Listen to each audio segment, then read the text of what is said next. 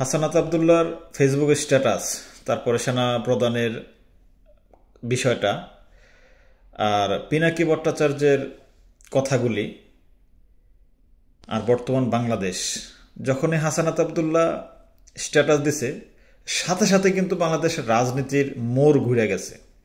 এই কিছুদিন আগেও মির্জা ফখরুল সাহেব উনি বলছিল কি যে আওয়ামী লীগকে নিষিদ্ধ করার পক্ষে আমরা না, আওয়ামী লীগকে জনগণ নিষিদ্ধ করবে। কিন্তু যখন এই স্ট্যাটাস দিছে হাসানাত আবদুল্লাহ, তখন সাথে সাথে কি হইল, একদম মির্জা ফখরুল এখানে বলে দিল কি যে আওয়ামী লীগ কোনোভাবে রাজনীতিতে আসতে পারবে না, তাদের বিচার হতে হবে, তাদেরকে নিষিদ্ধ করার দাবি জানাইছে। তারপরে আরো সবাই, তার জামাত ইসলাম তখন বলছে যে না, নিষিদ্ধ করা দরকার নাই।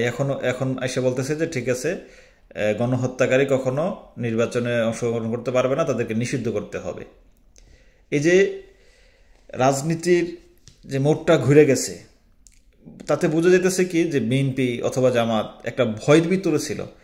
তারা সরাসরি বলতে পারতো না, বলতে চাইছিল না যে আমরা আওয়ামী লীগকে নিষিদ্ধ করব, কারণ তারা এর জন্য তারা ভারতের সাহায্য সহযোগিতায় ইলেকশনটা করতে চাইছিল। কিন্তু আসলে এখন বুঝতে পারছে জনগণ আসলে ভারতের লেসপেন্সারি অথবা আওয়ামী লীগের হাসিনার কোনো লেসপেন্সারি পছন্দ করে না। বাংলাদেশের জনগণ এটাকে ছুঁড়ে ফেলাই দিছে, এটা আর উঠে আসা সম্ভব না।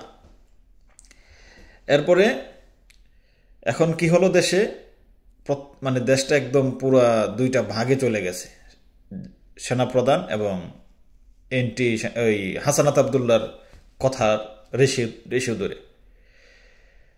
তো এই জন্য বর্তমানে বিএনপি, জামাত, নাগরিক বাংলাদেশ নাগরিক পার্টি এনসিপি আর বৈষম্য বিরোধী ছাত্র আন্দোলনের নেতাকর্মীরা সবাই যেই প্ল্যাটফর্মে আছে, আসলে এটাই হচ্ছে বাংলাদেশের রাজনৈতিক প্ল্যাটফর্ম। এইভাবে মানে এখানে থাকলে বাংলাদেশের কোনো বিপদ হবে না।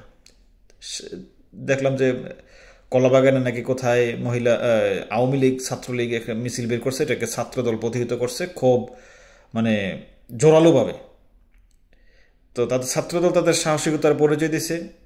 এভাবে প্রত্যেক জায়গায় যদি ছাত্রদল, ছাত্র শিবির, বৈষম্য বিরোধী ছাত্র আন্দোলন যদি এভাবে প্রতিহিত করে, তারা যেইটুকু মানে আশা সঞ্চার করছে আবার গড়তে পলাইতে বাধ্য হবে।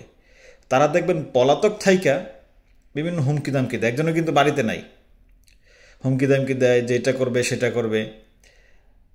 তো এই জিনিসগুলি বিএনপি, জামাত, ছাত্র শিবির, ছাত্রদল এগুলিকে মনে রাখতে হবে যে তাদেরকে যদি আমাদের এই মানে রাজনৈতিক বিভেদে তাদেরকে যদি আসার সুযোগ দেই, তাহলে আমাদের জন্য এটা খুব কঠিন হয়ে যাবে। বাংলাদেশ আমাদের জন্য কঠিন হয়ে যাবে এবং বাংলাদেশের অস্তিত্ব রক্ষায় কঠিন হয়ে যাবে। আবার সেই জাহান্নামী সেই ভারতীয় শাসন আবার বাংলাদেশের উপর চলে আসবে।